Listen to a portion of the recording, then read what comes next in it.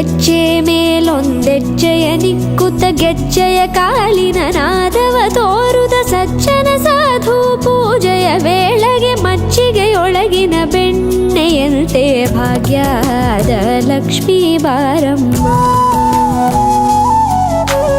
ಹೆಜ್ಜೆ ಮೇಲೊಂದೆಜ್ಜೆಯ ನಿಕ್ಕುತ್ತ ಗೆಜ್ಜೆಯ ಕಾಲಿನ ನಾದವ ತೋರುದ ಸಜ್ಜನ ಸಾಧು ಪೂಜೆಯ ವೇಳೆಗೆ ಮಜ್ಜಿಗೆಯೊಳಗಿನ ಬೆಣ್ಣೆಯಂತೆ ಭಾಗ್ಯದ ಲಕ್ಷ್ಮೀ ಬಾರಮ್ಮ.